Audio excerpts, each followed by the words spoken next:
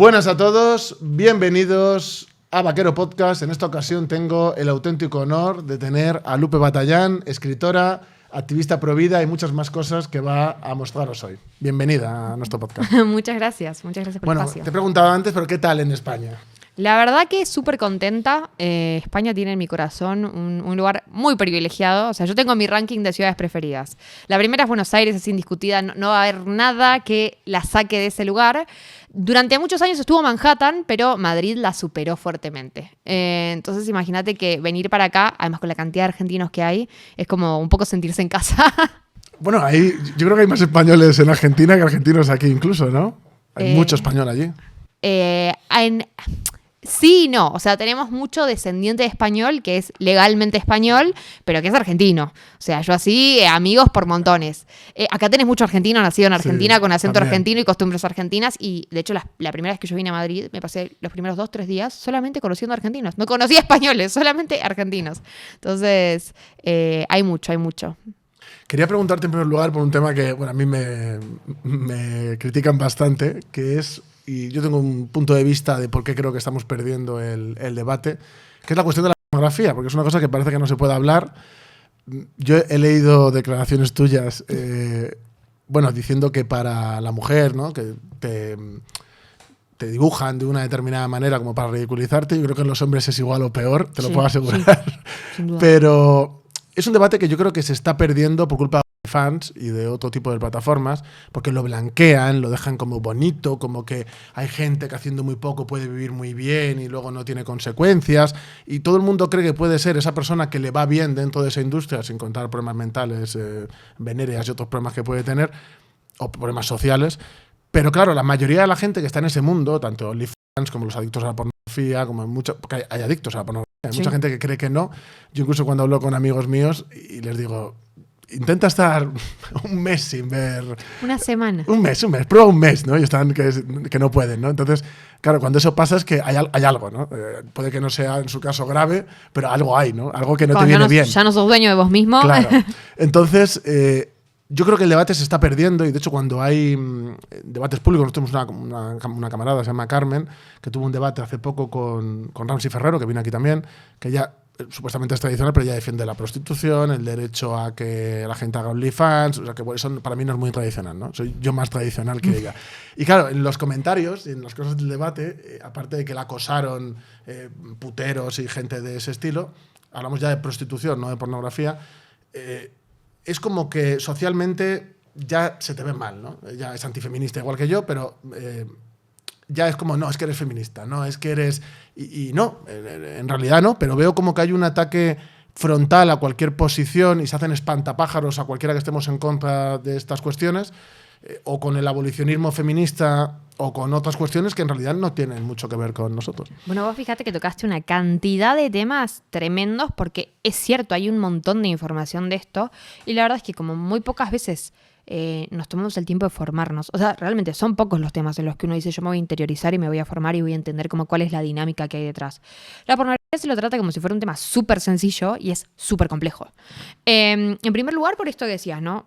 Si uno está en contra de la pornografía, ya de plano te dicen, sos un moralista, fundamentalista religioso, ¿no? Retrógrado, mojigato, todas las categorías que se te ocurran, o te volviste feminista, vos que venías a combatir.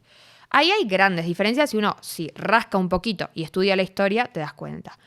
Hubo un gran debate por el tema de la prostitución, incluida la pornografía, porque la pornografía es otra forma de prostitución. De hecho, la relatora especial de la ONU sobre violencia de género, que es abolicionista, viste, con pincitas, pero la define a la pornografía como prostitución filmada.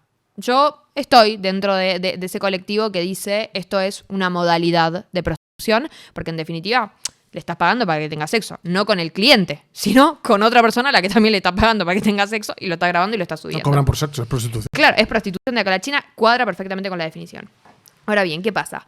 En la década de los 70 en los Estados Unidos, cuando existía este debate, nosotros teníamos una serie de grupos. Teníamos a las feministas, a las regulacionistas, que son las que bancan todo esto, a las abolicionistas del otro lado, Y, si se quiere, de la derecha tenías a los conservadores y a los liberales estaban separados. Porque ahora, viste, está esto de que la derecha es toda liberal, ¿no? O si vos sos antifeminista porque sos de derecha, entonces y te quieren meter en un colectivo forzadito, ¿viste? Como me suena como a la marcha del orgullo, ¿viste? Que vos ibas a la marcha del orgullo no es porque apoyás la homosexualidad, es porque estás a favor de que liberen a determinado preso político, ¿viste? Se te suman todas las consignas. Bueno, lo mismo ocurre con esto. Yo soy conservadora. Ahí, viste, me hallo un poco cuando haces esto del tradicionalismo, que yo, bueno, el tradicionalismo también está muy ligado al conservadurismo. El conservadurismo está en contra de este tipo de prácticas. Es el liberalismo el que las acuña. Y en la década de los 70, cuando existió este debate, adivina con quién estaban los liberales. Con las feministas regulacionistas. Entonces no me digan a mí que yo estoy con las feministas, porque ustedes están con las otras feministas, ¿no? Y hubo una alianza estratégica entre este grupo más conservador y las abolicionistas. ¿Cuál es el problema? Que desde entonces yo creo que el conservadurismo ha sido muy vago, o sea, en general es muy vago, y ha dejado que los temas o los justifique la religión o los justifique el feminismo abolicionista. ¿Que te pueden servir muchos argumentos? Te pueden servir, la mayoría de ellos te pueden servir. Ahora, ¿cuál es el problema? Que la feminista abolicionista no parte del mismo origen que un conservador. El conservador, ¿por qué va a estar en contra de la pornografía? Porque va en contra de la dignidad humana, ¿no? O sea, una cuestión moral, ¿no? Filosófica. Claro. ¿Es exactamente la misma cuestión moral que la religiosa? No, porque puedes tener conservadores evangélicos, puedes tener conservadores judíos, puedes tener conservadores ateos, agnósticos, puedes tener conservadores católicos. Entonces la fundamentación religiosa va a cambiar dependiendo de si suscribimos una religión o no, o a qué religión suscribimos, ¿no? Entonces ese conservadurismo estuvo muy vago, delegándole a las religiones que fundamenten teológicamente el debate que debiera ser político. Y por otro lado dejó que políticamente fundamentaran las feministas abolicionistas, que ellas creen que existe un contrato sexual que es previo al contrato social y entonces la relación entre hombres y mujeres es de opresores y oprimidos. Ellas ven en toda la pornografía la situación de opresión de la mujer y ahí entramos con lo otro que me decías. También hay hombres, ¿no?, que lo sufren. Bueno, ese escenario las feministas abolicionistas raramente la ven y hace que nos esté faltando una parte de la ecuación. Entonces, si uno adopta esta postura conservadora cómoda de que el resto justifique por mí, obvio que no vamos a hallar los argumentos que nos van a permitir ganar la retórica. Porque esto es un debate político, no es un debate moral o solamente moral, no es un debate de libertades individuales, es un debate político con todas las aristas que la política toca: económica, moral, salud pública, hablamos de realmente vulneraciones a los derechos, hablamos de acceso al trabajo, hablamos de igualdad de oportunidades, ¿no? O sea, hablamos de delitos como puede ser el abuso sexual, los abusos en los contratos que hay dentro del mundo de la pornografía. Es muchísimo más amplio de lo que uno puede llegar a creer. Hablamos de una industria enorme de la que nadie habla, que es la industria pornográfica. Es de las más grandes del mundo, ¿no? De las más grandes del mundo, muy pocas personas son los dueños y la verdad que ¿cuánto levanta? OnlyFans es una plataforma de mecenazgo que te cobra de comisión el 20%, cuando Patreon, una normal así para los escritores, cafecito en Argentina, te cobran entre un 3 y un 5%. O sea, ahí tenés un grado de proxenetismo escrito acá, ¿no? De hecho, intentaron quitar el contenido explícito y tuvieron que dar marcha atrás porque el negocio se les acabó, ¿no? Exactamente, o sea, de ahí la levanta y ahí hace que OnlyFans sea la plataforma de mecenas más conocida y eso fue lo que le dio fama, porque inicialmente se lanza para cualquier otra cosa, pero lo único que tiene ahí es prácticamente contenido Es que yo para erótico. otras cosas, por ejemplo, un escritor, lo que dices tú, como si es un carpintero, me da igual que haga cosas, vamos a decir, de calidad, de que la gente le pague en cierta manera por hacer cierto contenido, para promocionar una actividad que es algo bueno, pero es que lo han retorcido y lo están usando para algo, para mí, maligno, o sea, para una cosa que es cancerígena en la sociedad. Es que la diferencia está en que el mecenazgo, que es para el arte, es para el trabajo. La pornografía y la prostitución. Que la gente que dice trabajo. que eso es un arte, yo creo que tiene un problema conceptual. Bueno, en primer lugar, no hay tal definición de arte. O sea, la pornografía tiene por objeto excitar a la persona. Si no excita, no generó nada, no es pornografía, no funciona. El arte no tiene por función excitar a la gente. Tiene de hablar de la belleza, de mostrar lo bueno, lo verdadero, de expresar la crítica, ¿no? O sea, el arte es muchísimo más profundo. Y si hablamos de trabajo, que muchas veces te lo quieren encuadrar en trabajo sexual, Pero tú no vendes tu fuerza en el trabajo, tú estás vendiendo tu cuerpo, literalmente. Para mí ya es una cuestión de concepto también. Es una cuestión de concepto y es una cuestión que se ve muy bien en la práctica. O sea, conceptualmente el trabajo es lo que hace al hombre más hombre. Si yo estoy haciendo algo que me cosifica más, no es trabajo, ¿no? O sea, eso filosóficamente. Hablamos de la organización, de la definición de la OIT, la Organización Internacional del Trabajo. Dice que el trabajo tiene que hacer a tu crecimiento económico, a tu crecimiento profesional, a tu crecimiento personal, a tu crecimiento espiritual ¿Dónde está eso? Y que es tu fuerza de trabajo física e intelectual. Y es que ahí lo que realmente eres un muñeco que está literalmente vendiendo su dignidad. Pero además como si vendes un órgano. El es que no es un trabajo. consentimiento que se toma dentro del mundo de la pornografía, ¿no? No es el mismo consentimiento, o sea, no se entiende lo limitado y lo revocable del consentimiento dentro de los contratos del mundo de la pornografía, no son los mismos que para vos y para mí para acceder a un trabajo. O sea, lo que para vos y para mí es el consentimiento real en el resto del universo jurídico, para un trabajo, para una compraventa, para lo que quieras.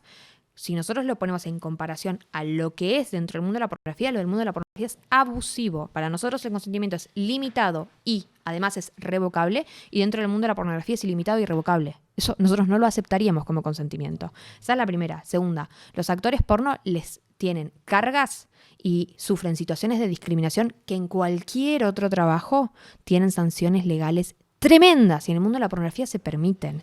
Mientras en el mercado laboral a vos y a mí nos pide estar cada vez más hipercapacitados y saber exactamente, no sé, tengo que tener un doctorado para ser repositor en un Carrefour, bueno, en el mundo de la pornografía que me piden que yo no sepa, y ahí está el incentivo económico. O sea, vos fíjate cómo todo funciona a contramano de un trabajo. No me vengan a decir que es un trabajo cuando no es un trabajo. O sea, no se comporta como un trabajo, no cumple la definición de trabajo, no es trabajo.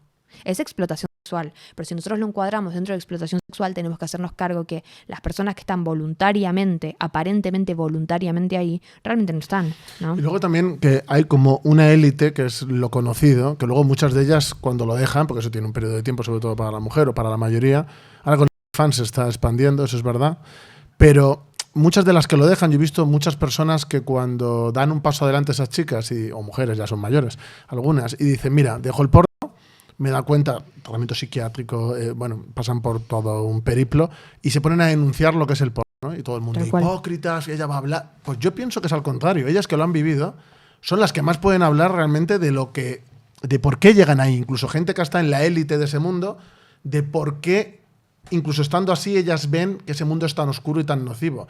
Y yo veo como que ellos critican de moralistas a todos los que criticamos esto, pero luego ellos son muy moralistas también en cuanto algo se les sale de lo que es su línea de la libertad. Son absolutamente dogmáticos. Es libertinaje, no libertad. Son dogmáticos, pero a full. O sea, si vos no estás dentro de su dogma, porque además muchas veces fundamentan cosas que no tienen asidero en la ciencia. A mí la cantidad de veces que me han dicho, no, vos decís esto porque sos una mojigata, ¿por qué no te haces monja? ¿Viste? La típica. Todo lo que digo tiene fundamento científico. Y cada año tiene más fundamento científico, porque hay más evidencia al respecto. Ahora, cuando un tipo te dice, no, yo consumo pornografía porque eso baja los abusos sexuales, ¿dónde está comprobado? No hay un solo estudio que diga eso. O sea, poneme el estudio. Pero ese argumento es con la prostitución. No es que si no pueden violar a la gente. Bueno, pues ese personaje tendrá que estar en la cárcel. Pero además no solamente no dicen eso, sino que la evidencia dice lo contrario. Un consumidor de pornografía tiene más probabilidad de ser un abusador sexual que un no consumidor de pornografía. No, porque hiperactiva lo que tenga dentro, claro. Porque tienen más facilidad de objetivizar a la gente, ¿no? Independientemente, aunque no sea del mundo de la pornografía. Más con el sexo, claro. Y una persona objetivizada es más fácil de violentar. Los consumidores de pornografía también expresan más frecuentemente intenciones de violar que los no consumidores de pornografía.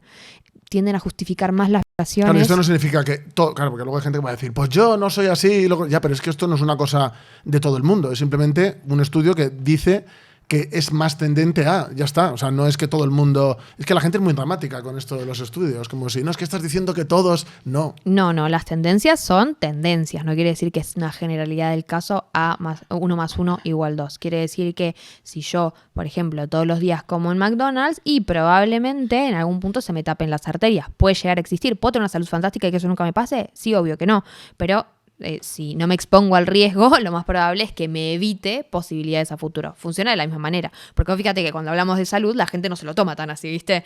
No, bueno, pero acá es lo mismo. Estamos hablando de salud física, salud psíquica, salud relacional, ¿no?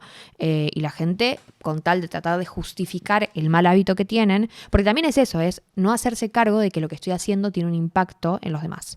Porque el mundo de la pornografía se blinda mucho a esto de ¿me jodo? Me jodo yo solo. O en mi intimidad hago lo que quiero. Sí, fantástico. Ahora, ¿qué pasa cuando los hombres miran pornografía y salen a la calle y objetivizan a una mujer? Porque entonces ya no es algo que te molesta a vos solo, porque las mujeres pasamos a ser blanco de agresores sexuales. ¿Qué pasa con esto de me jodo solo el día de mañana cuando quieras tener una pareja? ¿no? Porque tu pareja va a tener que desandar un montón de cosas en el plano sexual, en la práctica sexual, que es tremendamente nociva. La pornografía vende un modelo de sexualidad tremendamente violento. Para arrancar los videos más normales, digamos, los más populares de pornografía, estamos hablando de que 9 de cada 10 tiene violencia física, ¿no? Que son cosas que en las relaciones sexuales pueden pasar, sí, obvio, pero no sería lo ideal. O sea, también tenemos una forma de disfrutar la sexualidad que no incluye pegar, insultar, golpear, latigar, ahorcar, ¿no? A la pareja. Entonces, me parece que eso no se tiene en cuenta, y ni hablar el hecho de que las saquemos a la gente que está dentro del mundo de la pornografía de manera involuntaria, completamente involuntaria. Estamos hablando de pornografía infantil, de cámaras ocultas, de pornografía por venganza, de pornografía que se realizó a partir de agresiones sexuales, de pornografía de redes de trata, ¿no? Saquemos esos. Estamos sacando el 80% del universo de la pornografía que está subido en Internet. No estoy hablando de la Deep Web. Internet de libre acceso. Quedémonos con el 20%. Y de ese 20%, fijémonos en qué condiciones están las personas que están dentro de la industria pornográfica. Porque las personas que están dentro de la industria pornográfica es la misma situación en la que están las personas que se prostituyen. Un porcentaje ínfimo, minúsculo, casi inexistente, está ahí porque quiere, y el resto está ahí porque no ve opción de salida, porque tiene abuso sexual durante la infancia o durante la infancia, adolescencia o durante la adultez no procesado, porque padece violencia doméstica, porque está en una situación de pobreza extrema, porque tiene enfermedades de salud mental como la depresión, ¿no? Que lo llevan a aceptar el modelo terrible que propone, si querés, de negocios, la pornografía. Entonces, esas personas están ahí en esa situación.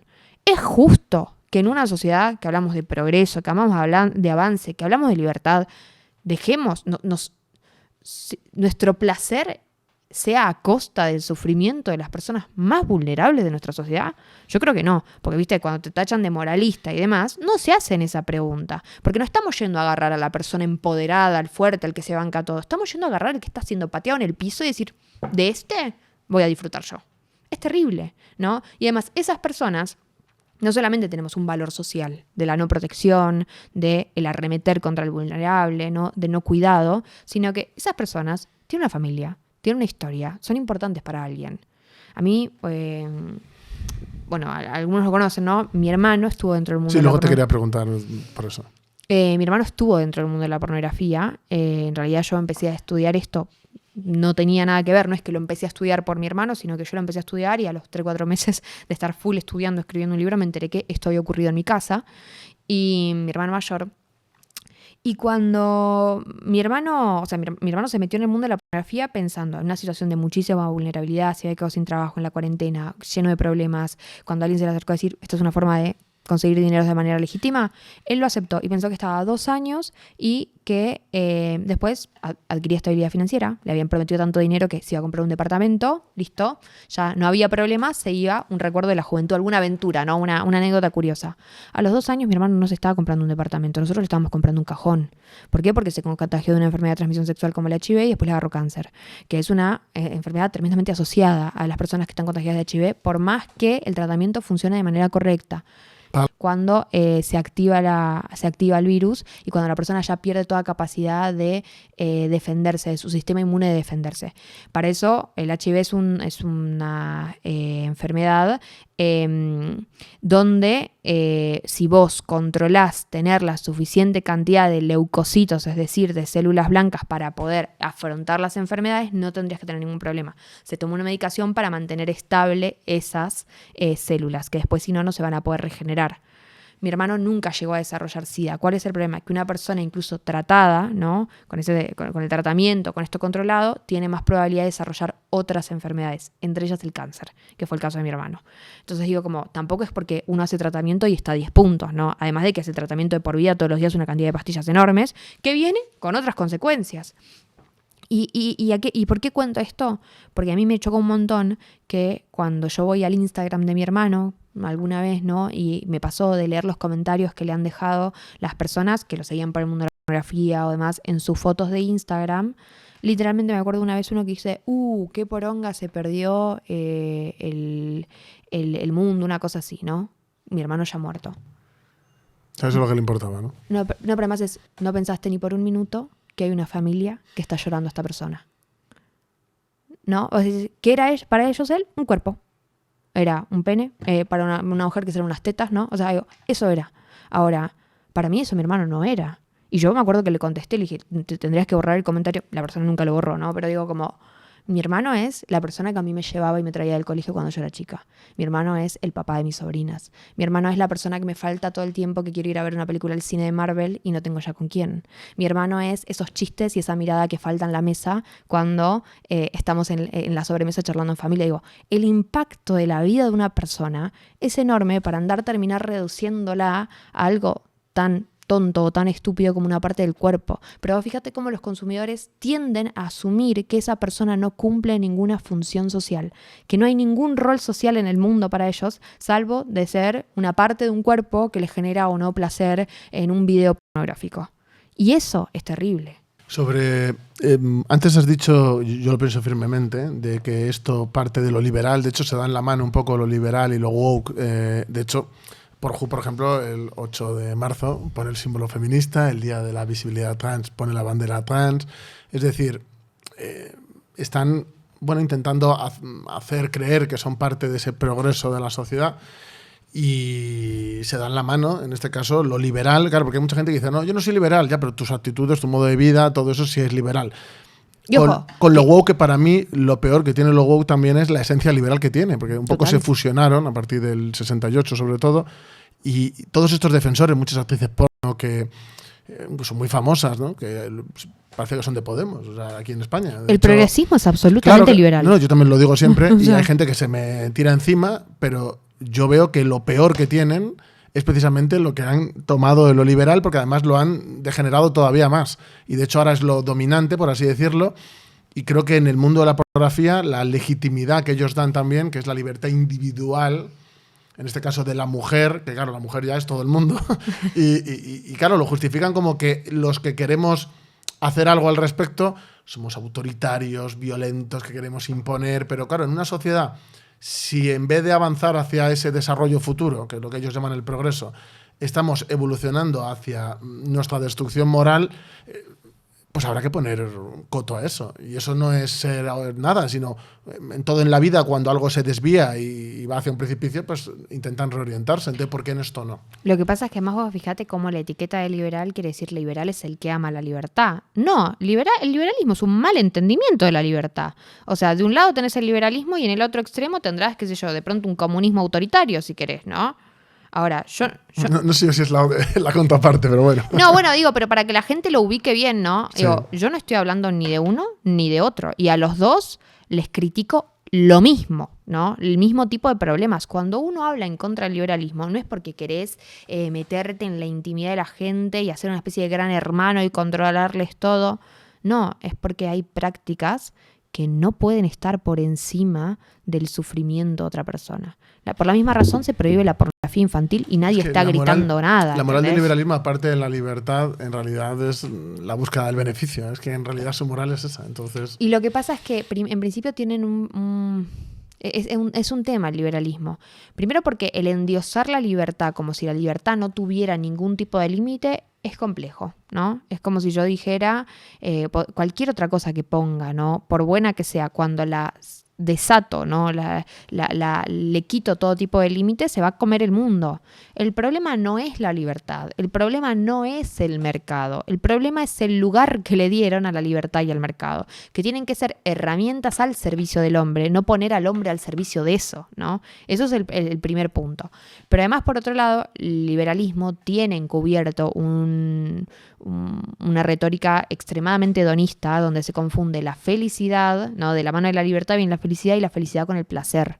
Y en realidad el placer no es felicidad. La felicidad es algo muchísimo más grande, que a veces viene con dolor, que a veces viene con situaciones que no son placenteras. El placer sería algo instantáneo. O sea, el placer es algo momentáneo. Y vos pueden un montón de cosas darte placer que no están bien y que no te hacen feliz, ¿no? O sea, entramos de lleno en una serie de dudas existenciales. No, una droga, por ejemplo, te puede hacer feliz por los síntomas que te produce, pero en realidad te estás destruyendo la vida. Es justo lo contrario. Y así podés encontrar un montón de cosas que te generan placer. Entonces, si nosotros armamos la sociedad en torno al placer, que además es sumamente subjetivo, no hay parámetro. ¿Cuál va a ser el parámetro? Si el parámetro es esta libertad, que es sin ningún tipo de límites, donde yo puedo hacer lo que quiera, no importa si atento contra mí mismo, no importa si atento contra los demás, no importa las repercusiones de mis actos, es bastante utópico. Además es bastante utópico pensar que la libertad entendida de esa manera no va a generar problemas, ¿no? O sea, a mí me encanta porque nos tratan a nosotros como de, ay, ustedes son los idealistas, no sé qué. No, vos sos el idealista que pensás que la gente siempre va a actuar bien,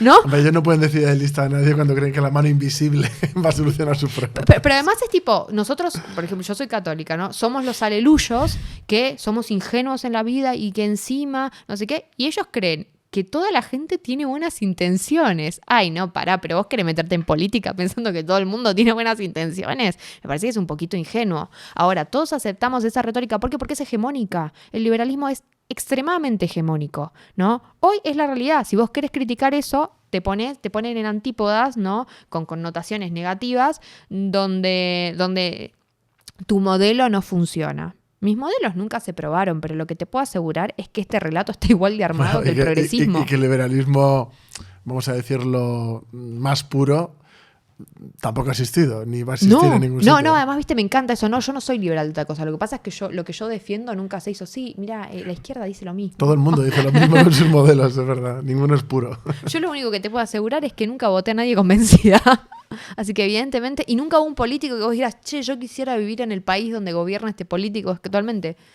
Lo mío queda en una cuestión de ideas, pero yo no tengo ningún problema en aceptar que a partir de esas ideas, que lamentablemente nunca llegan a buen puerto porque siempre hay intereses que juegan y que pesan más fuerte, es que quiero seguir luchando. No te vengo a decir que lo mío nunca se probó cuando se prueba todos los años en todas las elecciones.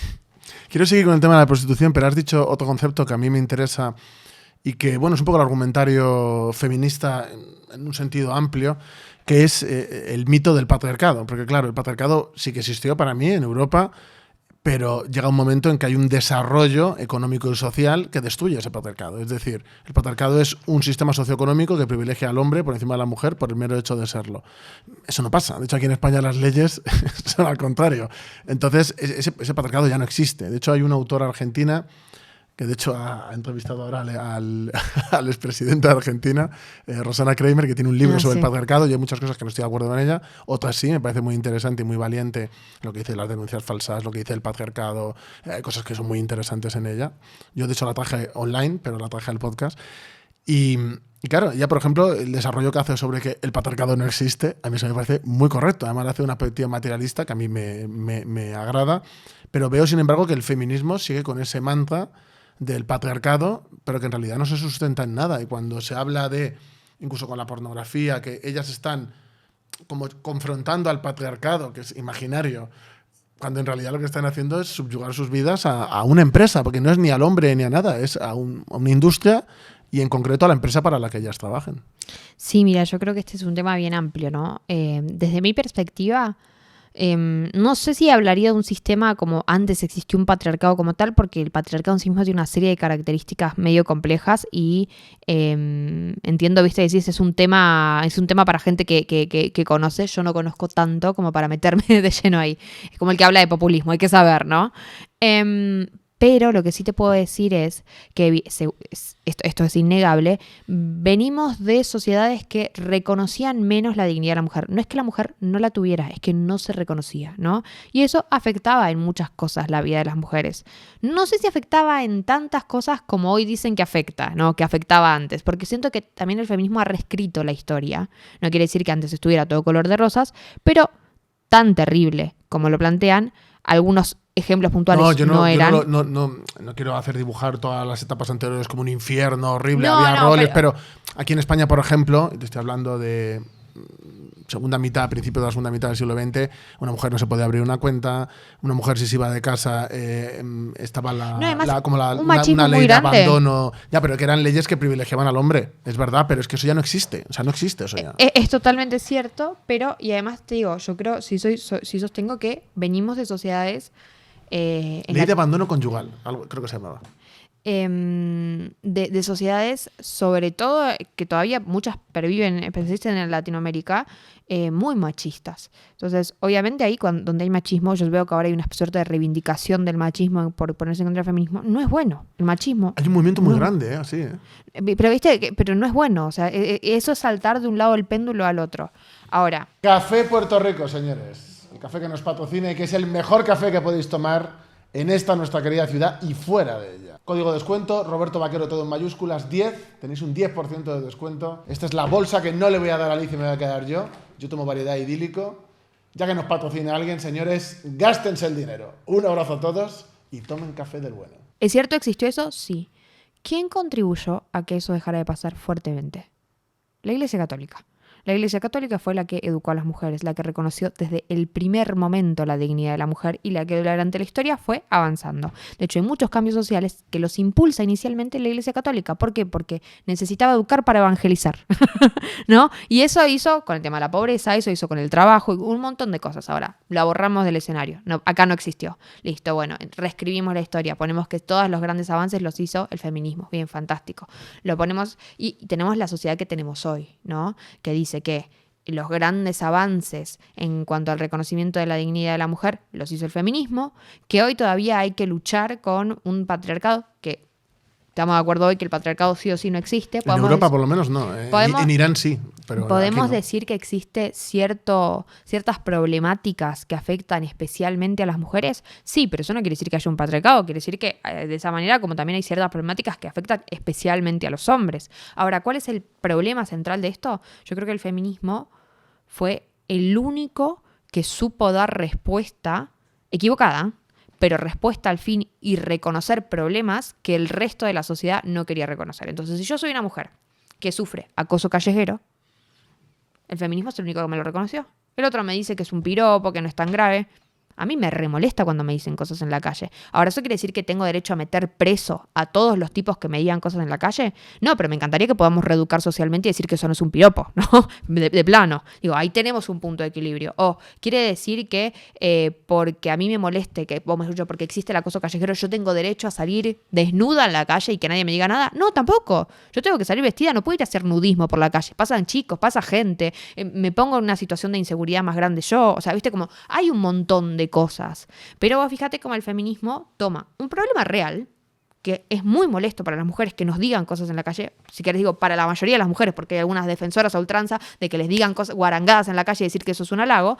Pero digo, está esto y el feminismo fue el único que le dio respuesta. Creo que de hecho fue el único que le dio respuesta a un montón de cuestiones de la mujer. Pero eso de una forma más contemporánea, quieres decir, ¿no? Porque claro, el feminismo original en realidad no tampoco reconocía ese tipo de cosas, yo creo. Hablamos del feminismo de hoy. El feminismo antes... Las sufragistas, por ejemplo, eran mujeres burguesas, principalmente gente de dinero, liberales. Un grupo minúsculo de la élite universitaria. Y de hecho, lo que has dicho de la Iglesia, o sea, lo quiero poner en valor, porque sí que es verdad que hicieron determinadas cuestiones para avanzar o dignificar en ese sentido. Yo creo que las feministas también hicieron su labor, independientemente de que estuvieran equivocadas respecto a ciertas costumbres, aunque sea por acto de rebeldía, porque la rebeldía era un poco como su método de hacer ver las cosas. De hecho, típicas imágenes de mujer que se cuela a correr en la primera carrera de tal que no puede haber mujeres, ¿no? Eso lo hacían. Pero yo creo que los partidos... Claro, a nivel de historia de Europa, los partidos que realmente literalmente asaltan los gobiernos, que son los partidos obreros, socialistas, comunistas, los anarquistas también, ellos también meten ese tipo de medidas de poner en valor a la mujer como de que los dos van de la mano para hacer la revolución o lo que sea, pero eso impusieron... Más o menos, no siempre, de hecho acá... Ya, pero te quiero decir, obviamente la Unión Soviética, obviamente en Francia, en Inglaterra, es decir, esas fuerzas obreras, esos sindicatos, también hicieron esa labor de que la mujer pudiera partir porque necesitaban que hubiera más apoyo. Es decir, si solo hubieran estado los hombres no hubieran conseguido lo que consiguieron. Yo creo que ahí hay varias cosas para tener en cuenta. Por un lado, es cierto que hubo apoyo de parte de la izquierda y financiación hacia los feminismos para sacar a la mujer de la casa y romper la célula social. Sí, es cierto. Ahora, para mí eso no es en pos de reconocer la dignidad de la mujer, sino en pos de romper la familia. Cuando yo hablo de reconocer la dignidad de la mujer, por ejemplo, yo estoy a favor de que la mujer vote, ¿no? Obviamente. Creo que... Hay gente aquí que dice que no en España, del rollo Red Pill que está saliendo. Bueno, esas ya son otras discusiones, pero en general no, estamos más o menos de acuerdo en que la mujer vote. Ahora, ¿Quién consigue el voto de la mujer acá en España? Porque la izquierda votó en contra. Aquí el voto en un primer lugar se lo llevó la derecha conservadora, sobre todo apegada a, porque esto también hay que decirlo, no era toda la derecha, sobre todo apegada a lo católico. Sí. Porque eran familias que votaban juntas, claro. Y la contra, las razones por las cuales la izquierda no quería bancar esto, e incluso la mayoría de las mujeres que habían entrado porque acá tuvieron esto que las mujeres podían ser electas. Ellas decían que necesitaban tiempo para que la mujer se liberara de verdad y pudiera votar lo que... Ese era el argumento, o sea, yo te digo el argumento del momento. El argumento era que ellas iban a votar los que el marido de los sacerdotes les dijera. O sea, no había ningún reconocimiento de la agencia estamos de acuerdo. individual de la mujer. Ellas decían que necesitaban tiempo para romper esas ataduras de la iglesia. Bueno, y ahí es donde se rompe la célula familiar. Pero vos fíjate como inicialmente te digo, sí, hay muchas cosas que se han conseguido a lo largo de la historia en pos del reconocimiento de la mujer. En algún lugar del mundo habrá pasado que el feminismo o la izquierda la hayan conseguido. Generalmente no son ellos quienes consiguen este tipo, porque esto no pasó solamente acá. Acá pasó, en Inglaterra pasó lo mismo, en Argentina pasó lo mismo, y hoy quieren reescribir la historia y decir que fueron pensadores feministas. Pero es que yo, de hecho, te doy la razón, porque incluso esa labor de esos años... Vale, el sufragismo es verdad que en Reino Unido, en otros sitios, sí fue también por el movimiento feminista. Pero, por ejemplo, si tú ves lo que es la Europa continental, esa labor que ahora mismo las feministas están haciendo propia, le hicieron los partidos comunistas, socialistas, etcétera. Y te quiero decir una cosa sobre esto, y recomiendo que la gente lea a Zetkin, a Kollontai, que ellas estaban en contra de las feministas. Solo para que la gente se haga una idea de que eso de... Porque el feminismo se apropia de pensadores y de gente que en realidad no les pertenece. Y, de hecho, mujeres que eran bastante religiosas, también las cogen como, no, es que estas son las feministas. Santa Juana de Arco, claro, líder feminista. Esa gente no era feminista, pero lo hacen con todo el mundo, no solo con los conservadores. La que consigue el voto en la Argentina, que la gran impulsora del voto femenino, es Eva Duarte de Perón, la primera dama, esposa de Juan Domingo Perón. Ella tiene escritos, libros, ¿no?, publicados diciendo que las feministas eran resentidas de no haber podido ser mujer. Y hoy las feministas te tienen los tatuajes de la Vita de Bortera, no sé qué, y te dicen que Evita era feminista. No era feminista. El feminismo existía cuando ella existía y ella lo repudiaba. Es como cuando aquí dicen, no, Perón era comunista. No, no era comunista. A ver, creo que todos tenemos errores y todos, digamos, definitivamente nadie es perfecto y algunos tienen más errores que otros, pero atribuyámosle las ideas que efectivamente le corresponden, no las que yo quiero demonizar. Feminista no era, desde luego. Y vos fíjate que además incluso las sufragistas, que decíamos, eran una clase, era una élite universitaria, ¿no? Un grupo reducido. Ellas acceden, digamos, a estas ideas a partir de la universidad, pero ya podían ir a la universidad. No fueron las primeras en ir a la universidad. Porque, de hecho, los primeros casos de mujeres trabajando, los primeros casos de mujeres yendo a la universidad, no tienen nada que ver con el feminismo. Tienen que ver con mujeres que se reconocen con la dignidad de hacerlo y pelean por hacerlo, pero no lo hicieron embanderadas con el feminismo. Incluso que es previo a que el movimiento cogiera fuerza. Claro, o por ejemplo, la inserción de la mujer en el mercado laboral. No tiene nada que ver con el feminismo, tiene que ver con las distintas crisis nacionales y mundiales. Y con el desarrollo del propio sistema de producción y de trabajo. De que se necesiten 2 sueldos en una casa de para hecho, mantener. En el origen del capitalismo, a la mujer la pagaban menos y llevaban a niños para tener trabajo no esclavo, pero casi. Tal cual. Entonces digo, como atribuirle ese papel de salvador al feminismo, yo creo que fue un reescribir la historia para que... Hay un libro muy interesante de Nuria Varela que se llama Feminismo para principiantes, que dice que un movimiento sin pasado no tiene legitimidad. Ellas han reescrito el pasado para tener legitimidad del día de hoy. Y se apropian lo de todo el mundo. Yo lo veo mucho de donde vengo, por lo que te digo, de Kollontai, Inés, Armando, toda esa gente son feministas. Y tú lees lo que ellas decían y dices, no eran nada feministas. Te pueden no gustar ideológicamente, pero critícalas por lo que eran. No te inventes y te apropies, ¿no? Puedes tener tus propios referentes. Pero el problema es que yo creo que no los tienen.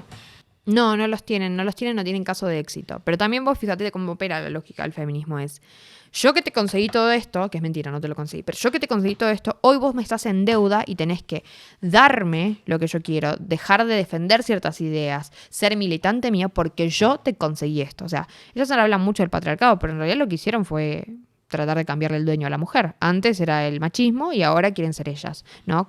Porque si yo peleo para que seas libre, no peleo para que seas libre y después defiendas lo que yo defiendo. Yo peleo porque vos seas libre, independientemente de lo que vos después decidas defender, porque ese es tu verdadero y pleno ejercicio de la libertad. Entonces yo creo que el feminismo tiene un poco de eso. Hay otro aspecto, bueno, esto es filosófico y de análisis de la sociedad actual que me gustaría compartir contigo y charlar sobre ello. Michel Clouscar hablaba del consumo transgresor y del acto de transgresión como nuevo acto revolucionario, entre comillas, que en realidad no lo es. Y yo he visto que el feminismo, de repente, han pasado de ser mujeres, no conserva, pero en cierta manera las primeras feministas, quitando, de hecho hay algunas que cuando consiguieron el derecho a voto dejaron de ser feministas y se dedicaron a ser del Partido Conservador, o sea, eso ha pasado. Pero veo que el feminismo lo que hace es, para mí esto es un veneno, o por lo menos lo veo en el sector hegemónico, de que lo que consiguen es, y sobre todo por el odio a lo cristiano, por lo menos aquí en España, hacen el acto de transgresión, ¿no? Ellos hacen una transgresión de lo que ellos consideran que es la normalidad o lo que no es lo correcto, se están destrozando la vida, pero es como un acto.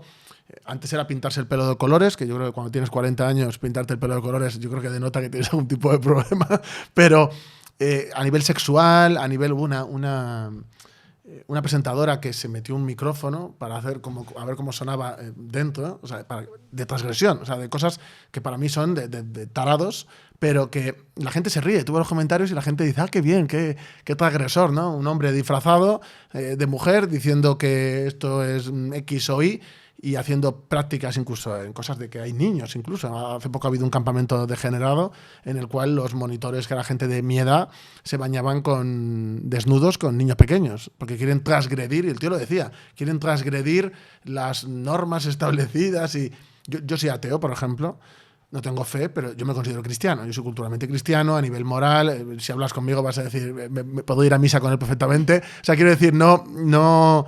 Yo en ese sentido, por ejemplo, sí tengo esa moral, aunque no es directamente apegada a la fe. Y a mí todo esto del acto de transgresión, claro, porque la revolución para mí es un acto de transformación social colectiva. Esto que hacen ellos para mí es una patochada, y lo que hacen es no deconstruirse, como ellos dicen, y sobre todo lo veo en chicas y en chicos que intentan coger roles que no son los suyos, y lo que hacen es literalmente destruirse. Y eso pasa con la pornografía, con el OnlyFans, con todo. Y yo pongo el centro en esa figura de la transgresión, que en realidad lo que está haciendo es destruir lo que tú eres para hacer la nada, o sea, una mezcolanza extraña sin conexión. Bueno, es que para transgredir necesitamos que haya un límite y romper la barrera de ese límite. Lo que se está buscando... A nadie nos gusta que nos pongan límites. Los límites son algo que necesitamos, pero que no queremos que nos lo pongan, ¿no? O sea, cuando nos chocamos con el límite no nos gusta. Y esto es algo que en la adolescencia y en la niñez nos cuesta un montón afrontar, ¿no? Que la vida tiene límites, que yo no puedo hacer todo lo que quiera, que en algún momento hay una pared y me voy a chocar. Ahora, esta retórica parte de la creencia de que el no límite es bueno, ¿no? Que no haya ningún tipo de limitación a tu accionar es algo bueno. Y en principio yo creo que es una conducta súper antisocial, ¿no? Porque para poder tener una sociedad que funcione, necesitamos límites, necesitamos roles, necesitamos lugares donde otros no se van a meter, ¿no? Que se acepte el límite, esta barrera, no es solamente para que yo no avance en mi campo hacia el tuyo. Es para que vos no avances con tu campo hacia el mío, ¿no? O sea, el límite en sí mismo tiene una función de ponerme un límite a mí, pero también de ponerte un límite a vos. Si yo corro mi límite, estoy abusando conmigo, porque estoy corriendo tal vez un metro, ¿no? A algo que no me corresponde, pero también estoy cometiendo un abuso sobre vos. Entonces, y viceversa. Esta figura de la transgresión yo creo que viene también de un lado de la creencia de que la sociedad sin ningún tipo de límite es algo bueno. Que además es una creencia muy infantil.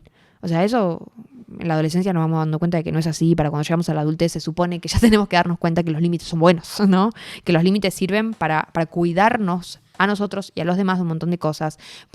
Supongamos que viviéramos en una comunidad de ángeles donde todos somos buenísimos y nadie se va a andar molestando. Bueno, el límite, la regla, hace que permite en la comunidad de ángeles ordenar. Imagínate si vos fueras en esta comunidad de ángeles, tenemos que decidir quién va a pasar primero, y yo te digo, no, por favor, pasa vos. No, por favor, pasa vos. Los dos somos ángeles, vamos a estar hasta la eternidad cediéndonos el paso para que pase el otro primero. Bueno, no hace falta una norma. Bueno, en este caso que pase Lupe primero. Ah, bueno, listo, fantástico, pasa Lupe primero. Digo, el límite tiene una cuestión práctica desde lo absurdo, ¿no?, hasta lo trascendental. Y el hecho de ignorar el límite en algún punto es también chocarse con la realidad misma. Porque la realidad no se impone límites. Vos fíjate cómo hay una realidad objetiva que constantemente nos impone límites. Yo hoy no estoy flotando en el medio de la nada. Tengo la ley de gravedad que me mantiene pegada al piso, ¿no? Y esas son cosas que no voy a poder cambiar culturalmente. ¿Puedo crear una máquina que elimine la gravedad en determinado punto? Sí, tal vez pueda llegar el progreso, ¿no? Y el progreso conseguir cosas que naturalmente no pasan. Pero el hecho de subsistir, mejor dicho, de existir, implica un grado de frustración porque voy a tener que aceptar que el límite está. Si yo no aprendo a aceptar que el límite existe y a convivir con eso, estoy condenado a ser infeliz. Porque nada en la vida me va a satisfacer, porque siempre va a haber un límite de algo. Quiero hablar contigo de la familia, porque no siempre con todo el mundo se puede hablar de estas cosas, pero antes referente a la prostitución, yo creo que hay un problema de hipersexualización de la sociedad, que hace que al final incluso la gente no tenga ni relaciones sanas, y también se fomenta con esa hipersexualidad la promiscuidad enfermiza de gente. Yo he visto chicas que lo dejan con el novio, se van de vacaciones y suben un vídeo, esto lo he visto yo, diciendo que a mí me pasan estas cosas porque ya las critico mucho, que como que ya no le daba tiempo a acostarse con más gente, que se había acostado en, no sé si eran 10 días con 20 no sé cuántos tíos, algo así. Y la tía estaba como presumiendo y es como, bueno, pues si piensas que vas a volver con tu novio, ya te digo que tu novio no te va a querer. Pero entras en dinámicas, aunque sea a otro nivel, a mí me ha pasado también. Yo creo que he leído que tú volviste al catolicismo en 2020, ¿no? Algo así. En realidad yo nunca volví porque nunca me había ido. Pero, o sea, para yo que me entiendas, de que volviste llegué. Sí, bueno, pues llegaste en 2020, ¿no? Yo soy ateo, pero sí que es verdad que hace 5, 6, 7 años yo me he ido volviendo más. Es que yo no soy nada conservador, yo me considero revolucionario, pero sí me he vuelto más tradicional en muchas cosas. O sea, yo soy honrado y es así. Y yo me di cuenta como... Igual hay conservadores que son absolutamente revolucionarios, mucha como gente, Chesterton. Mucha gente... yo a Chesterton le empecé a leer el año pasado por un editor de que me sacaron un libro y me regaló libros de Chesterton y le empecé a leer hace un año. A mí me encanta y es mi ejemplo de conservador. Lo que pasa es que la gente dice, no, conservador, y se imaginan un viejo ahí que no quiere cambiar pero lo que nada. dice del distributismo y demás... Tampoco es tan conservador. Es absolutamente revolucionario, pero uno puede ser revolucionario y conservador. Bueno, en la Unión Soviética se hicieron muy conservadores, también. O sea, que yo creo que en ciertos ámbitos sí que es verdad que el estado natural del hombre para mí es el orden, y que el orden pues tiende a la conservación. Es que es algo normal. Yo creo que es algo natural, pero lo que quería decir es que hay mucha gente, yo lo veo con gente de mi edad, sobre todo en chicas, que claro, has tenido una vida... Y cuando ya llegas a cierta edad, es como que ya hay cosas que no vas a poder hacer. Y te das cuenta, miras para atrás. Y yo cuando digo esto, hay mucha gente que me critica. Siempre que digo esto, yo me voy a casar el próximo año. Yo tengo 39 años. Yo me voy a casar, yo quiero tener hijos ya. He encontrado la mujer adecuada, he tenido mucha suerte en ese sentido, pero lo he encontrado ahora. O sea, quiero decir, yo tenía que haber hecho esto hace 15 años, o hace 12 o 13 años. Y es como que llego justo, ¿no? Y mucha gente me dice, qué loco ahora, ¿cómo haces esto, no? Después de... Y claro, yo les miro y digo, pobrecillo, cuando se den cuenta de lo que se va a perder, ¿no? Porque mucha gente dice, no, que te quiten lo bailado, ¿no? Por ejemplo, hay gente que dice eso. Y yo les miro y digo, pero sí que no me acuerdo de la mayoría. O sea, porque tú has estado con alguien hace 10 años y tú tienes un mero recuerdo de, sí, me acuerdo, pero no es algo que te aporte nada ahora realmente. Entonces, cuando yo hace años me puse como objetivo conseguir una buena mujer, casarme, tener hijos, vivir con ella. Claro, había gente que me decía, ¿tú vas a hacer esto? Y es lo mejor que he hecho en mi vida. Porque la familia que está tan denostada, en una sociedad donde ya no existe el patriarcado ese dominante, pues como lo dibujaba un poco Engels en su momento, eso ya no existe. Es que es para mí lo adecuado, o sea, es lo natural, es algo que es lo que ha construido nuestras sociedades, obviamente va evolucionando como todo, pero lo que es la esencia se tiene que mantener. Y yo creo que el feminismo ha hecho mucho daño con el tema de los hijos, con la maternidad, también con cómo es el hombre, porque yo ahora mismo pongo la tele y hay 8.000 programas de gente que se engaña, que vuelve, de ligar en internet, de cosas que, claro, eso al final... destruyeron al hombre y la mujer para que no se encuentren. Y también han destruido la masculinidad en ese sentido, y el papel del padre, del hombre. Lo bueno que tenía eso, se lo han cargado. Y yo creo que eso es lo que erosiona las familias. Y por eso hay tanto divorcio, sea civil o sea religioso, da igual, y tantos comportamientos nocivos con respecto a tu pareja. Yo creo que eso pasa por esta sociedad tan alocada, donde lo que se prioriza es el placer instantáneo, pero y después de ese placer instantáneo, ¿qué te queda? Sí, además yo creo que de pronto también es llenar cosas, o sea, el anhelo de tener una familia está en todos. Vos buscás a todos los nenes chiquitos, ¿no? Y después de muchos años de contracultura y demás, se consiguió que hoy tal vez no aspiren a decir yo quiero ser mamá, yo quiero ser papá, yo quiero tener una familia, quiero jugar a tener un bebé y a hacer la comida, ¿no? Y que yo voy a trabajar y que no sé qué, como los típicos juegos de roles. Bueno, después de mucho trabajar se logró eso. Ahora, independientemente de que hayan trabajado incluso en la destrucción de las familias, en las familias disfuncionales, en las familias que funcionan mal, ¿no? O sea, como en todo esto, la familia hoy sigue teniendo un lugar, pero no es un lugar que culturalmente se le da. Si bien se puede reconocer culturalmente el lugar bueno que algo tiene y ayudarlo a ser mejor, que creo que es el caso de la familia es la que te protege, es la que te cuida en la mayoría de los casos, salvo excepciones puntuales, ¿no? Es la que te cuida el día que seas débil, ¿no?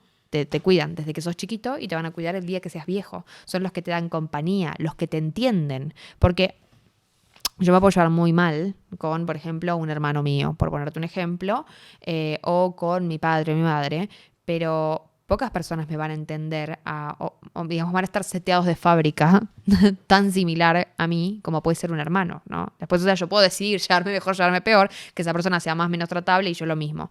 Pero, en definitiva, no vamos a ser más semejantes que a los que nos criamos en general en nuestras casas. Y de vuelta, digo en general porque de pronto dicen, no, pero yo justo Sí, no me parezco. hay casos que no son así. El mío no es así, por ejemplo, pero bueno, que independientemente de eso, la generalidad es la que estás diciendo tú. Pero el día de mañana, cuando formes una familia, eso es a lo Sí, que vas será a apuntar. así, claro, sí. Eso es a lo que vas a apuntar. Y si no te sale, no te salió, pero era tu objetivo, ¿no? Que tus hijos en valores se te parezcan, que educarlos y decir, bueno, yo creo que es de buena persona hacer esto, entonces los voy a educar para que, no sé, acompañen a las chicas a su casa, para que se conmuevan con la persona que está sufriendo, ¿no? Digo, para que estudien mucho. Lo que sea que consideres que sea bueno, se los vas a tratar de inculcar. Vas a tener que tratar de replicar eso. O sea, están las situaciones en las que no ocurren, pero hasta estamos seteados para querer buscar eso. Nadie dice, yo voy a tener una familia y que hagan lo que quieran. No, porque ese que hagan lo que quieran quiere decir que también se pueden exponer a mucho mal. Yo quiero darle lo mejor que yo viví. Claro. Entonces, en ese escenario, yo creo que estamos llenos en la sociedad de muchas cosas que son como el pan, que llenan pero no alimentan, ¿no? O sea, tenemos estas religiones que no son religiones, que llenan pero no alimentan, no responden las necesidades trascendentales de un hombre. Acá en España tenemos cantidad de hombres obsesionados con el trabajo. ¿Qué hace el trabajo? Te llena, te ocupa el día, te proyecta, no sé qué, no alimenta. Si vos estás todo el día ocupado con el trabajo, cuando vas a sentarte y decir, che, tengo que buscar una mujer, tengo que empezar a trabajar en mí mismo. No, porque vivís alienado buscando, o sea, buscamos distintas cosas que nos alienan. No, si el dominio principal es por la alienación, está claro.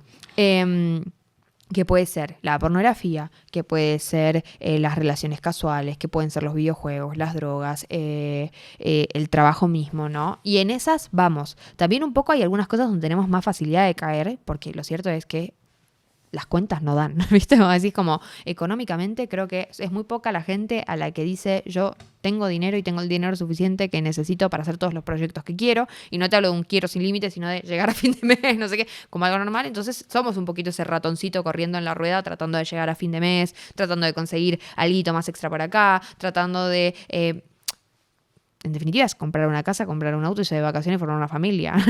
Que no falte la plata a fin de mes.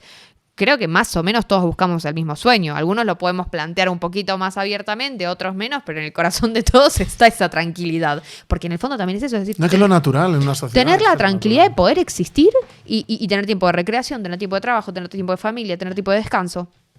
Entonces, si tenemos este escenario, digo, hay ciertas cosas que incluso, por ejemplo, a los que batallamos contra todo esto, en algún punto creo que caemos. Yo tengo 27 años. Mi mamá se casó a los 17. Está bien, era muy chiquita mi mamá. Joven, sí. Pero yo me podría haber casado a los 22, 23. Sí, no, ¿sabes lo que pasa? Es que yo estaba estudiando todavía. Estaba trabajando. Encontrar una persona para formar una familia es realmente difícil. En la sociedad actual, claro, es que además, ¿qué te vas a encontrar? Según vas cumpliendo años, la gente que está libre es peor. Es menos la gente que está libre y además más exigente se vuelve uno. Porque ya viviste un año más de vida, te aporta un año más de experiencias, un año más de darte cuenta de que hay cosas que necesitas. Tal vez antes te hubieras arrojado más ingenuamente al amor, andás a ver, ¿no? Pero digo, como son todas trabas que van apareciendo, incluso cuando uno lo quiere combatir. Es muy difícil parar la rueda. Es muy, muy, muy difícil. Pero creo que está bueno como tener esa iniciativa de decir, yo la quiero parar. No sé si lo voy a lograr, pero la quiero parar. Y del intento también se sale algo, ¿no? Te quería preguntar de qué, o sea, aparte de... Porque a mí el argumento, y yo lo defiendo, de que lo importante es lo cultural y la educación a la hora de que la gente tenga una concepción de la prostitución, de la pornografía, de los OnlyFans, etcétera. Pero claro, la educación que se da y la gente que dice, no, es que hay que hacerlo mediante la educación. Ya, pero ¿qué educación se está dando? Aquí en los colegios y en los institutos es al contrario. Es decir, es de que lo vean como algo bueno. Y de hecho la gente cada vez hace al porno con menos edad, que es otro problema con la digitalización y con otras cosas. Pero ¿qué harías aparte de, pues supongo que claro, la batalla ideológica, cultural contra esto, que por supuesto la base de todo, pero ¿qué harías con OnlyFans y con la industria pornográfica? Este es el momento de un montón de comentarios de gente diciendo cosas. No, a mí me encanta porque, o sea, yo realmente banco mucho, como vos decís, el tema de la concientización es indispensable. Ninguna medida funciona si no hay concientización activa. Ahora, la concientización sola no funciona, muchachos. Acá hay que empezar a multar, sancionar, meter en prisión a toda la red de proxenetismo. Si vos empezás a multar y dar penas realmente fuertes... Pero primero, o sea, te voy a preguntar luego por prostitución, primero pornografía y OnlyFans. No, es que estoy hablando de eso. O sea, estoy hablando es que es lo mismo. Es que es lo mismo. O sea, ¿cómo llegan los chicos a la pornografía? Porque les saltan en anuncios y le aparecen en redes sociales. Si yo te hago responsable a las redes sociales y a las pasarelas de anuncios del material pornográfico que están poniendo y los multo igual de fuerte que voy a multar a la productora y que voy a sancionar a la productora por explotación sexual y por proxenetismo, se acabó la joda. A ver, yo te voy a ser sincero. Yo creo objetivamente que es imposible erradicarlo del todo porque la gente al final descarga ilegalmente. Pero sí que es verdad que a lo mejor puede suponer un 70-80% de disminución y eso para mí ya es un éxito. Mira, vos vas andando por internet y no te encontrás pornografía infantil. Porque con la pornografía infantil sí se ponen fuertes. No, es que te meten en la cárcel. Lo cual me parece estupendo. También Ahora, con el resto de la pornografía es como no hay ningún tipo de problema, aunque sabemos que muchas veces termina desembocando. Pero creo que hay menos público que consume eso, que son gente para mí enferma, que los que consumen pornografía en general. Es decir, veo muy difícil que con todo el volumen que ya hay, incluso el que ya existe, veo muy difícil que se erradique. Pero sí que es verdad que yo creo que se podría disminuir mucho. Y todo lo que sea disminuir esto, ¿por qué no hacerlo? Mira, si la pornografía es explotación sexual, entonces todos los que participan de la explotación sexual, salvo las víctimas, son responsables. Sí, no, pues yo estoy de acuerdo contigo, pero te digo... Y si vos haces valer esa responsabilidad legalmente, ya está. Lo que pasa pero lo que te quiero decir es que el tráfico de cocaína también está perseguido y existe. Es decir, que yo la única diferencia ahora mismo entre tú y yo es que yo acepto que va a haber un margen que aunque lo persigamos va a mantenerse durante un tiempo. Eso con todos los delitos. Ya, pero eso es lo que quiero decir, que, sí, que va a haber como un movimiento en negro, por así decirlo, que no se va a eliminar. Pero yo creo que se puede disminuir y sobre todo creo que se puede retrasar el acceso al porno de la gente, que es lo que más me importa. Que en vez de gente con 6, 7, 8 años, pues si la gente accede sea con 13, 14, 15. O sea, yo lo que quiero es proteger al niño e intentar disminuir el impacto de la pornografía en la sociedad. Lo que pasa es que yo quiero proteger al niño y quiero proteger al adulto también. De todos modos, igual también estoy de acuerdo con vos. O sea, la gente a veces piensa, no, porque este quiere prohibir y acabar con todo. Ninguna ley que prohíba cosas... Primero, la ley no te puede efectivamente prohibir. O sea, ¿por qué? Porque la ley te dice, el Código Penal, matar está prohibido. No dice matar está prohibido. Dice, el que matare tendrá tantos años de prisión. O sea, asume que hay gente que lo va a hacer y por eso existe la pena. Claro. Entonces, en todos los delitos... No, si yo sé que va a ir gente a la cárcel. Si pasa esto, es mucha. O sea, es decir, no estoy diciendo que me parezca mal. En todos los delitos hay, digamos, siguen ocurriendo por más que la ley lo persiga. Si la ley persigue bien, es mucho, digamos, se reduce el escenario de clandestinidad, mercados negros y demás. ¿Por qué? Porque la ley funciona bien y porque en cuanto te encuentran, a la cárcel, ¿no? O multa. Sí, hay gente que argumenta, yo estoy a favor de lo que estás diciendo tú, pero hay gente que, por ejemplo, dice, sí, como la ley seca, que al final hubo incluso más. Y ese es el peligro, pero yo creo que si se hace bien, y más teniendo en cuenta que muchas de estas cosas van a ser online, de lo que ellos fomentan, creo que hay más capacidad de control que la que había en esos años con el alcohol, la verdad. Yo creo que habría que ser más justos con la ley seca, porque Estados Unidos, después de la implementación de la ley seca, que la tuvo suficientemente tiempo como para crear una generación, sacó una de las mejores generaciones de los Estados Unidos a nivel potencia de país. Sí, pero a nivel de mafia y de moverlo en oculto, por así decirlo, de forma ilegal, es verdad que no consiguieron aplacarlo. Yo creo A lo que mejor porque no fueron con toda la contundencia contra esa mafia también. yo creo que, ¿sabes qué pasa con la ley seca? No estudié el tema en profundidad, pero sí tomaría con pinzas porque siento que la gente habla muy livianamente de la ley seca como de las leyes de la obscenidad, que son el relativo, ¿no? En el mundo de la pornografía, como tomando postura rápidamente. Sí, es cierto, hubo aumento de las mafias, sí. Bueno, no sabemos si hubo aumento de las mafias porque no las teníamos censadas. Bueno, pero que hubo mafias, hubo mafias. Ahora, Estados Unidos no te sostiene una ley que no funciona durante tanto tiempo. Bueno, pero cuando la retiraron fue porque fracasó. Ese fue el Yo no argumento. creo que haya fracasado. No, yo te digo porque ese argumento que te van a decir, pero Bueno, yo sí creo que hay que actuar. Y de hecho, No, pero digo, más allá del actuar, digo, como después de los resultados de Estados Unidos post-ley seca, yo no creo que haya fracasado. y eso o sea, yo sé que tú dices que todo es lo mismo, pero lo quiero dividir para dejarlo claro. Eso respecto a la pornografía, es decir, lo que es la industria sería legalizada. Yo le caería muy fuerte a la industria. Sí. El OnlyFans, que la gente lo separa, porque la gente lo separa, aunque es lo que legitima y blanquea todo. La página Prohibirías, es ¿no? proxenetismo. O sea, tú ¿Qué tumbarías la ¿qué página. es un proxeneta? No, que sí, yo estoy de acuerdo contigo, pero yo solo para que quede claro. Absolutamente. Vale. O sea, lo explicamos para la gente. El proxeneta es el que se lucra de la explotación sexual de otro. Ya sea porque te edito los videos, ya sea porque te doy De hecho, el sitio ahora hay donde como un alojarte. agente de gente de OnlyFans que te mueve, que Proxenetismo. sí. Para dentro de la cárcel, ya está, me da todo igual. Entonces, al proxeneta, pero prisión de acá a la China. Al consumidor, ahí, no sé, dependería de los países, pero les pondría un programa de rehabilitación, de concientización y de trabajo pero comunitario. Eso va a ser el 80% de la población, es un problema. Digo, Pero lo digo a nivel de que sea realizable. Yo creo que lo del yo consumidor creo que es absolutamente es complicado. realizable. Yo Lo que creo pasa que es que el consumidor va a ser más difícil de detectar.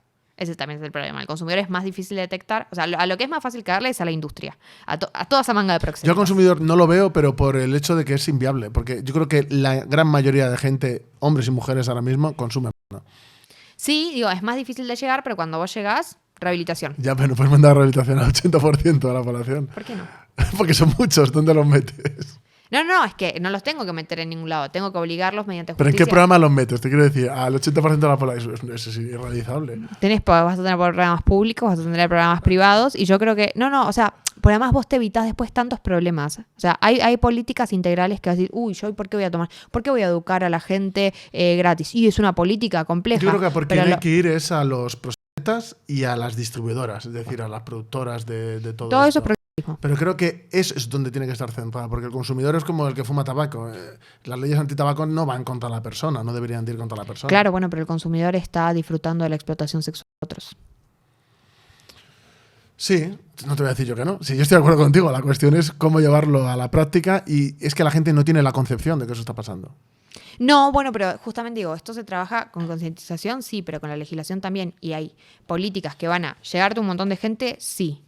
¿Y que van a hacer una inversión estatal enorme? Sí. Yo creo que, pero es buena por el beneficio que reporta. Yo creo que sí que habría que abrir ayuda a la gente adicta, porque es que es adicción, pero el tema punitivo yo no lo veo simplemente porque lo veo irrealizable, porque es demasiada gente de la población que ni siquiera tiene conciencia de lo que hace.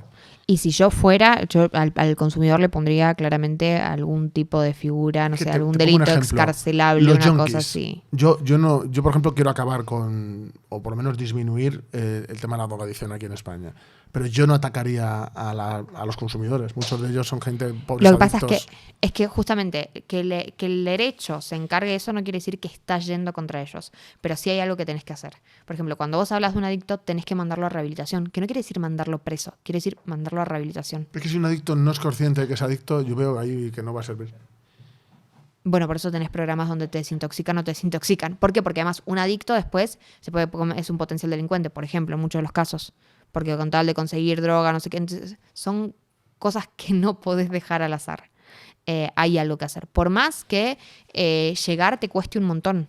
Por más que sea una gran inversión estatal, pero de vuelta, son tan buenos y tantos los beneficios que va a reportar que son políticas que para mí tendrían que tomarse. El problema no es que los estados no quieran hacerlo. El problema es que nadie se va a meter contra la industria pornográfica, que ni siquiera es el problema del consumidor. El consumidor es un fusible descartable para la industria pornográfica. Lo que va a ser difícil. Es que es totalmente sustituible por nuevas generaciones. Pero además es la razón por la cual la industria pornográfica no se toca. No es por los consumidores. A la industria pornográfica le chupa un huevo a los consumidores. Es porque nadie quiere que se vayan en contra de los jugosos beneficios económicos de el dueño de Pornhub, el dueño de Xvideos, el dueño de OnlyFans. Son muy grandes. De hecho, cuando les han intentado apretar las tuercas para que cumplan con requisitos en Europa, han dicho que se van. Ya han presionado y no se van. Pero además están tan ligados a la trata de personas, que es meterse con una... Pero digo, yo igual lo tomaría. Y se juntan, ¿eh? Son como una corporación. Es decir, todas las empresas diferentes, cuando pasa esto, se juntan y van a una. Sí. Porque es el negocio el que está en juego. Y incluso te diría, una política sí tendría que ser integral, porque también tendría que tener programas de reparación, reinserción, cuidado y demás para las víctimas. Porque todas las personas que pasaron por el mundo de la pornografía, tenés un gran universo que son personas que han sido víctimas de trata. Que los adictos, ya incluso a nivel más light, por así decirlo, los adictos también son víctimas. Sí. Y son muchas personas que al final tienen problemas incluso para relacionarse en sociedad. Todo el mundo conoce a gente que es que no se puede relacionar prácticamente en sociedad, de que solo concibe el sexo a través de una pantalla. Y eso es un problema que le han creado también. Por eso te digo, por eso hay que hacer algo con el consumidor, pero también tenemos a la víctima, que es el actor o la actriz porno, porque esa es una persona que está muy rota, está muy vulnerable, y si vos sencillamente la sacás del mundo de la pornografía, después va a caer en otro mal, porque esa persona hay que cuidarla. Y es algo de lo cual no se habla mucho de, no, bueno, ¿qué querés meter preso? Sí, quiero meter presos a los proxenetas, y quiero cuidar a las personas que están que han pasado por el mundo de la pornografía. Pero hay muchas actrices porno que yo creo que con OnlyFans y con otras cosas, ellas al final se han convertido en proxenetas, porque También. Claro, son mujeres que llevan a otras mujeres que al final terminan incluso dejando el porno ellas y se meten a directoras, eso pasa. Entonces, claro, también ellas tienen ese papel o algunas de ellas tienen ese papel de proxenetas también. Sí, algunas de ellas, como de pronto tenés a la persona que entró a una red de trata y después se volvió el capo de la mafia. Por ejemplo, yo me suelo ver entrevistas de estas chicas cuando van a podcasts muy liberales. Y yo me acuerdo que hubo uno que fue con su novio, y claro, el novio claro, que luego resulta que ese novio, que le denunciaron hace poco y salió en televisión, ahora lleva a 14 o 15 chicas, no solo una. Pero claro, llevaba a la novia y concertaba las citas. Le llevaba a la gente, le hacía la publicidad. Claro, hacía todo esto que te estoy diciendo. Es el típico perfil del proxeneta. Claro, pero es que es el proxeneta que se acuesta también con las putas, pero a la vez hace su vida. La mayoría de los proxenetas tienen relaciones románticas con las personas a las que prostituyen. Para controlarlas más, claro. Así las captan. Empiezan siendo pareja y después se vuelven el proxeneta. Cuando ya tienen control sobre la persona. Pues esto se hizo muy famoso porque luego lo dejó con la chica y ahora lleva a otras chicas. Se ha hecho proxeneta profesional, pero claro, él le llevaba allí como para blanquear y la chica decía, porque yo me la llevé al canal una vez, me peleaba con ella alguna vez, y ella va de actriz porno y de prostituta empoderada, ¿no? De yo me lo guiso, yo me lo como y tú quién eres para meterte en mi libertad y demás. Y claro, cuando ella justificaba al novio decía, y le quieren meter como que es un proxeneta cuando es mi novio. Y es como, no, es literalmente la figura del proxeneta. Puede ser las dos cosas. De hecho, generalmente son las dos cosas. Ya, pero que es terrorífico. Pero esas chicas que luego son de sindicatos de prostitutas, o sea, son gente como muy combativa. A mí hay una asociación... Igual ese es un grupo minúsculo, porque en No, realidad... o sea, mueven gente, ¿eh? Hay un grupo aquí que se llama... Desde aquí les digo que me dejen de mandar correos, por favor, que me están acosando. Se llama Stop Abolicionismo. Sí. Y a mí me mandan correos constantemente. Pero vos viste la carta de Stop Abolición. Yo tuve un debate. Veo todo lo de ellos. Dice que son empresarios de la industria del sexo. Déjate de joder. O sea, pusieron 3, 4 caras, que son las únicas que tienen, ahí para mostrar. Y detrás los que ponen la bancada, ¿quiénes son? Y esto no es algo que es solamente de Stop Abolición, es de un montón de organizaciones o sindicatos Sí, de prostitutas. lo que te quiero decir es que son muy combativos, o sea, son gente que de verdad se mueve muy vinculadas a la izquierda española, porque muchas de estas son de Podemos, son de grupos de Ocupas, de típicos grupos de la nueva izquierda que llamo yo, porque ni son izquierda ni son nada. Y esa gente mueve conciencia. Y para mí son como un cáncer ideológico. Es un que problema, son lobistas. Yo, por ejemplo, cuando les he traído a debatir, son gente que de verdad cree que están haciendo algo, por lo menos esta chica a la que estoy hablando, empoderado. De hecho, a mí me da... Yo no me suelo meter con ella nunca porque me dio mucha pena un vídeo y encima, yo no creo en Dios, pero fue un milagro, porque y abortó. Pero ella se ligó las trompas para no tener hijos jamás siendo una cría, porque es una chica pequeña. Tendrá 21 años, 20, no sé qué edad tiene, pero es muy joven. Y se ligó las trompas como... Yo la escuché y parecía como un acto de empoderación, y yo pensando, se ha destruido la vida. Aún así se quedó embarazada, o sea que algo le hicieron mal, o eso contó ella. Sí, puede pasar. Y terminó abortando. Y es como, mira, has tenido un milagro, o sea, literalmente has tenido un milagro.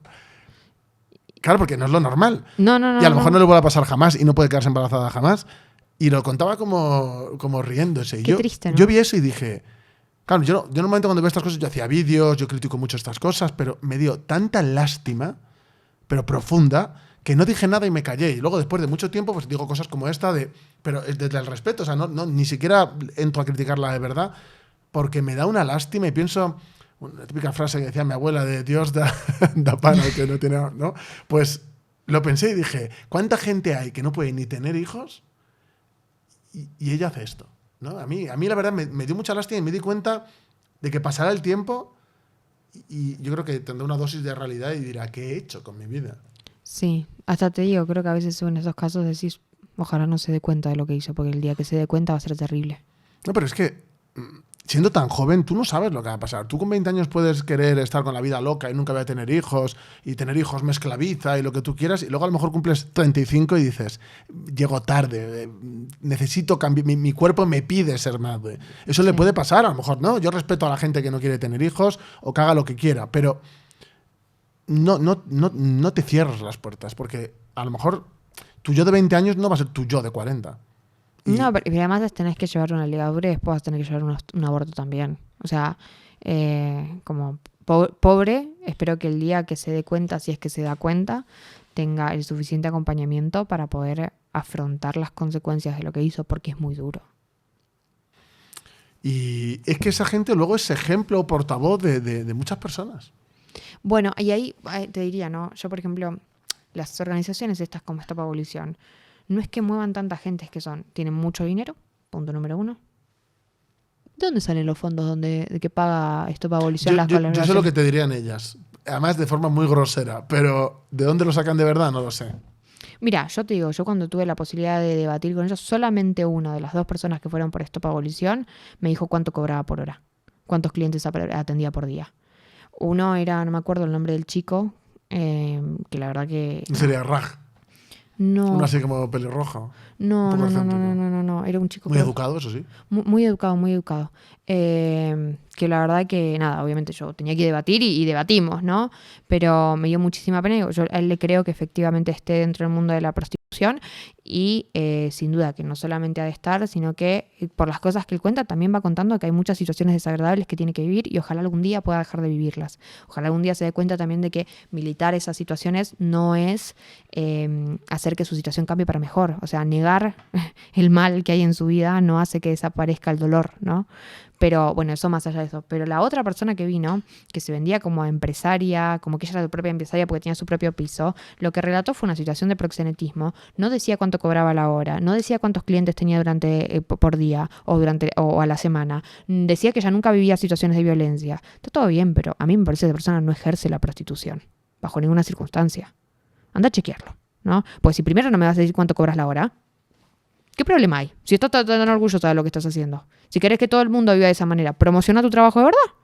Digo, para mí son preguntas básicas que si no resisten y si no las puedes rascar un poquito y que te den información, ya tu relato no me cierra. Ahora, sí que veo no son muchas personas, son siempre más o menos las mismas que dan vuelta por la misma organización, con muchísimos fondos. ¿De dónde saca Stop Abolición la plata con la que paga las participaciones en los podcasts, en las... Es una asociación legal. Yo creo que pedirán subvención, supongo, ¿no? Mira, no creo que tengan tantos... Yo trabajé en una ONG, ¿sabes lo difícil que es conseguir? Sí, pero no están en el gobierno los tuyos. En su caso, sí. Mira, nosotros conseguíamos donaciones de políticos y demás, pero por una ONG que funcione bien, cuesta muchísimo conseguir. Las campañas Aquí pequeñas... en España dan muchas pagas, dan muchas ayudas. las campañas de pequeños donantes para las ONG son difíciles. No, yo digo del Estado, de que sea el Estado.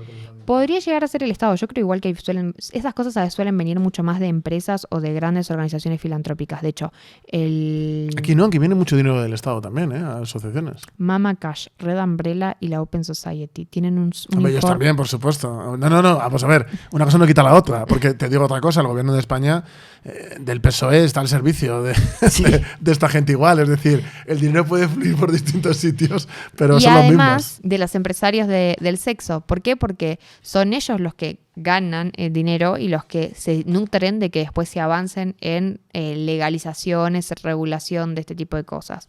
En los lugares donde la prostitución, no hablemos de la pornografía porque la pornografía casi que ni tiene un tratamiento legal, ¿no? Pero en los lugares donde la prostitución se legalizó o se reguló, las condiciones de las personas que ponían el cuerpo no mejoró. Las que mejoraron las situaciones son las de los empresarios del sexo, los proxenetas, los que se llevan la plata limpia, ¿no? ¿Qué trabajo es ese? Por ejemplo, imagínate, la madre de alguien, me he quedado en el paro. No, es que si no aceptas el trabajo, te quitamos el paro. Puedes ser prostituta. ¿Eso qué es? No. Es que nadie en su sano juicio, incluso la gente que es putera, nadie en su sano juicio diría, sí, que sea un trabajo normal. Venga, mi madre puede... No. No, es que además incluso donde funciona... No es normal, tenés zonas rojas que son absolutamente discriminatorias, nadie quiere vivir en un barrio rojo. Es que nunca va a ser un trabajo normal, porque tiene el estigma social, es que es imposible. Y el estigma social no es por la condena social que existe, por una cuestión cultural, porque tenés países donde hace años tenés prostitución legal y el estigma sigue existiendo, es porque la conducta no está buena. Los barrios rojos tienen mayor delincuencia. Entonces, no por ese concepto, claro.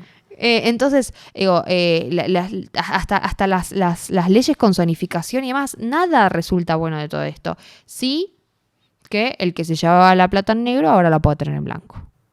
Mejor para ellos. Sí. Mejor para el empresario, sin duda. Y esos son después... Y ojo, esto que yo te digo de quiénes ponen el principal dinero está demostrado en Estados Unidos en distintos momentos, también acá en algunos movimientos en Europa, cómo eran los proxenetas los que financiaban fuertemente los movimientos a favor de la legalización de la prostitución, incluso haciéndose pasar por mujeres que le ejercían la prostitución, ya fuera por redes sociales, creándose perfiles falsos que no existían, o pagando a la gente que nunca había ejercido la prostitución para que vaya a decir que ellos sí, no sé qué, Ahora, tenías a ese que lo estaba defendiendo, que es 1 de cada 10, diciendo que la pasa fantástico, hablando en nombre de otras 9 personas que están ahí porque no les queda ninguna opción. Esto de OnlyFans, es que yo el problema que veo es la degeneración, por eso soy tan partidario de prohibirlo todo. Hace poco es que no es un podcaster, es un señor que va en coche y va charlando con gente y se lleva siempre a gente de este tipo. Y una chica de OnlyFans le estaba diciendo, ¿qué es lo peor que has hecho? Bueno, termina de beber agua porque yo creo que te la vas a escupir. Y dijo la chica riéndose, tengo un vídeo, con otras palabras lo decía, acostándose con su padre en OnlyFans. Entonces, claro, ya cuando llegas a esos puntos, yo creo que ya cualquier persona normal dice, vale, hay que prohibirlo. Porque es que al final te lleva a hacer cosas de enfermos. Por ejemplo, también se ha hecho muy famoso una actriz porno, es Bonnie Blue o algo así, que se acostó con 1000 hombres o algo así en 24 horas. No, es que haga lo que quiera. No, es que es algo enfermizo. Y he visto a feministas decir que eso es empoderante. Pero además ni siquiera nos pongamos a cuestionar cómo una mujer llega a acostarse con 1000 hombres. Tengo miedo, pero severamente miedo, del tipo número 35 que vio una mujer inconsciente en una habitación después de que hubieran pasado con un montón de preservativos tirados en el suelo y dijo, sí me la voy a coger, ¿entendés? Tengo miedo de ese porque es un potencial violador de Calachina. O sea, ¿qué diferencia hay de lo que hizo con ella que lo que hubiera hecho con una mujer drogada? Una borracha, sí. ¿Entendés? Entonces digo, como... No, pues ya cualquier hombre... No, pues ya no. O sea, yo ya como hombre... Yo llego allí y se acosta alguien antes con ella y sería como, ¿qué hago? Pero una persona te estoy diciendo, yo diría, ¿qué hago aquí? Me voy. Cuando la ves disociada, sin entender lo que está pasando y aún así decidís acostarte con ella. Porque estaba en shock, de hecho lo ha dicho ella misma en una entrevista. Y te lo pongo para el número 35 y te lo pongo para el 999. Es que ha salido en entrevistas de que ella misma dice, no, es que yo estaba... que no era consciente. Sí. No, bueno, ese es el caso de Lily Phillips, ¿no? Bueno, es que yo no pero sí. Bonnie Blue es más militante, no se dejó ver rota. Vi la entrevista y dijo que eso, que había sido durísimo y que ya no reconocía ni lo que prácticamente había pasado.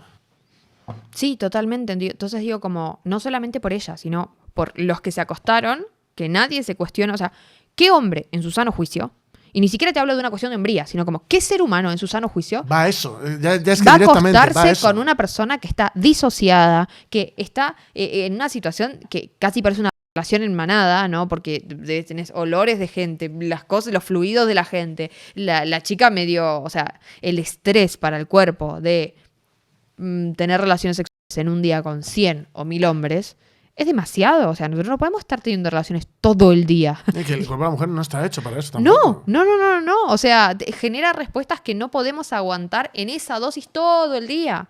Entonces digo como, evidentemente, si yo viendo eso digo, sí, mira qué ganas que tengo, qué excitado que me siento para tener relaciones sexuales con esta mujer, ese tipo tiene un problema. Y debería de solventárselo. Y nadie puso el foco ahí. Sí. Y nadie lo puso. Entonces yo creo que con todas estas cosas hay un venderte relatos que no existen, que además creo que parten de no haber separado 2 minutos a pensar realmente la situación. O sea, si yo estuviera parado en el umbral de esa puerta, ¿qué es lo que vería? Porque no me vengan a hablar de la libertad en abstracto, no sé. ¿Qué es lo que vemos en la situación concreta? ¿Y qué hacemos con eso que está pasando? No, yo estoy de acuerdo que eso no se debería de permitir.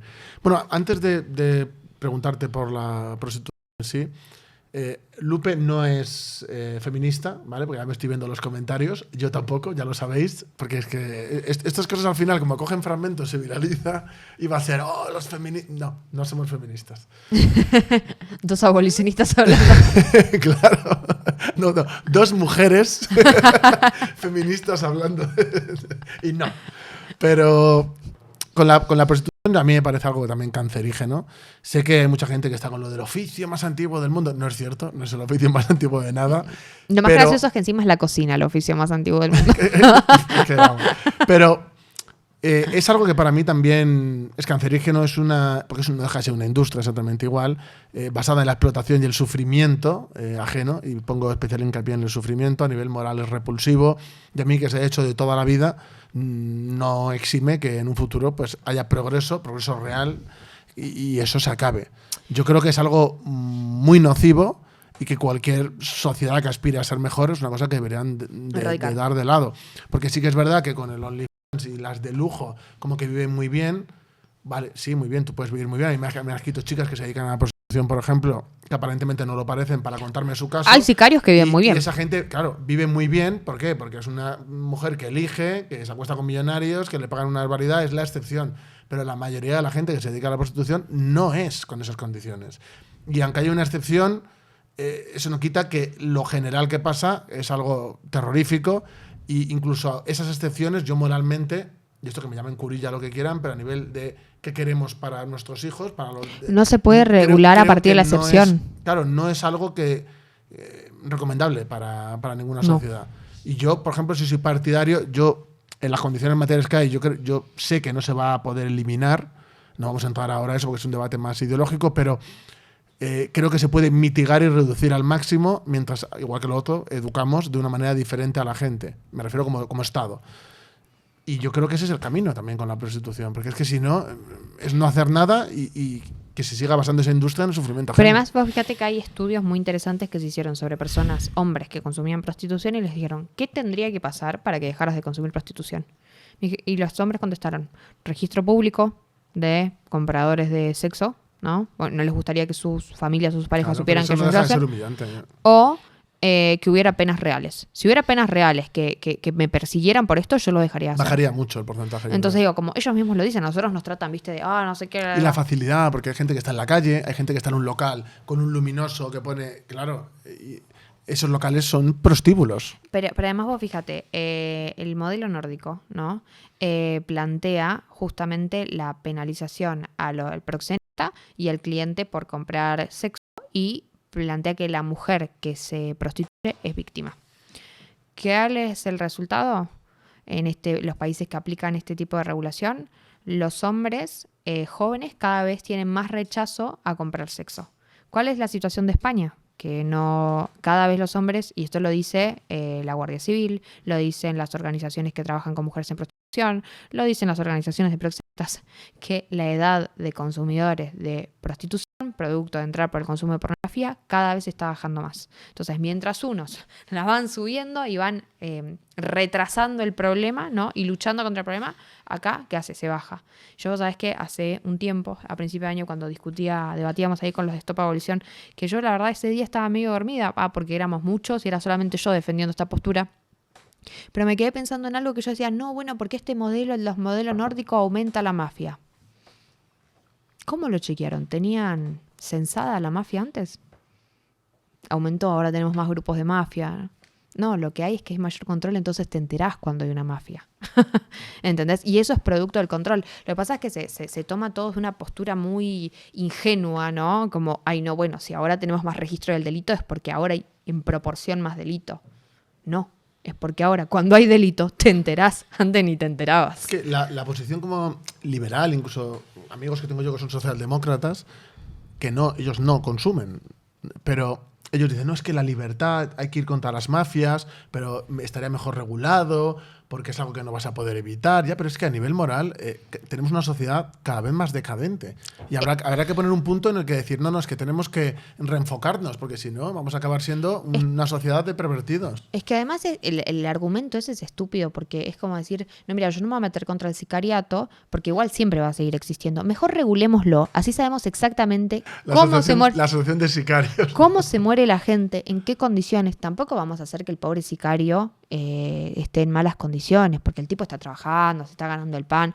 ¿Vos quién sos, moralista, para decirle que no haga eso? O sea, literalmente ese argumento aplica para cualquier delito. Y el derecho penal ya reconoció que no va a poder frenar absolutamente el delito. Pero justamente la forma de reducirlo, de reeducar socialmente, de reinsertar, ¿no? de cambiar la situación, no es la regulación del delito, es la prohibición y penalización del delito. Digo, como están yendo a contramano de todo lo que propone el derecho penal. Para todo. No, yo estoy de acuerdo. O sea, es que si no se interviene, al final lo que van a hacer es encontrar métodos para conseguir más beneficio y hacerlo más eficaz. De hecho, con OnlyFans yo creo que es lo que están haciendo. Sin duda, sin duda. Es increíble, pero sí. De hecho, incluso fíjate la romantización. Mira, me saltó un anuncio que me han saltado dos diferentes, que es de planificación económica familiar. De que mi marido cobra no sé cuánto, yo tanto. Lo juntan, esos anuncios que salen, y te sale como van metiendo los datos y pone gasto, alquiler, no sé qué, y de repente estoy viendo eso y sale el quinto o el sexto y pone suscripciones y pone Brazzers. Y digo, ¿pero esto qué es? O sea, en un anuncio de una cosa familiar. Te meten, claro, un tío que está con viviendo con su mujer y pone... Es una dinámica familiar. Suscripción, Brazzers, y lo pone, o sea, que salen los dos como riéndose. Y es como, ¿esto qué es? Obviamente, Brazzers ha pagado para salir ahí. ¿Por qué sale Brazzers y no sale otra cosa? Sale esa porque han pagado. Pero para que veas hasta dónde llega esto, que te meten anuncios subliminales dentro de otros anuncios. O sea, es espectacular. No, es bárbaro, es bárbaro. Pero fíjate, también tiene una función, o sea, obviamente las empresas yo calculo que estarán buscando de dónde tienen la oportunidad para maximizar el beneficio. Pero a nivel social eso tiene una repercusión enorme, porque está rompiendo la célula familiar. O sea, si yo puedo ser suscriptor de una página pornográfica. El gasto familiar. Prostitutas. Claro, me voy a pagar las putas. No, estos son mis 150 euros al mes para las putas. Pero además vos fíjate lo terrible que es a nivel social. ¿Por qué? Porque las personas que consumen, ya sea pornografía o prostitución, después tienen más probabilidad, tienen más promiscuidad, más infidelidad. O sea, en definitiva estás atentando contra el matrimonio. Contra la institución del matrimonio. Después esa pareja se separa. Después vas a tener hijos de padres divorciados. ¿Viste cómo? Si tienen hijos, claro, eso es otra. Si tienen hijos todavía, pero nada. Si es que llegan a tener. Pero digo, es como una bola de nieve que va creciendo y va creciendo y va creciendo. ¿Y qué termina pasando? Destruimos definitivamente la célula familiar, que es la célula originaria de la sociedad. O sea, la sociedad funciona bien cuando las familias funcionan bien. Mira, yo Tú eres de Argentina, no sé si llegaste a ver esto, a lo mejor en Argentina también lo había, no lo sé, porque allí ha sido muy woke todo también, con los kirchneristas y demás. Y con los liberales también. Claro, hombre, con Milei te voy a preguntar ahora. yo soy muy crítico de Milei, ¿eh? De hecho, yo también. hay mucha gente conservadora que me critica mucho, pero digo, si es que Milei es parte del problema, es la otra cara de la moneda. En el medio, el escándalo de la hermana de Milei, que se robaba el 3% mensual de la agencia de discapacidad. Estamos hablando de $800.000 por mes, que nadie sabe a dónde fueron a parar, ¿no? Esta es la presunción, esto están las denuncias, la causa presentada. Si eso se llega a comprobar, eso va a ser un juicio político bárbaro.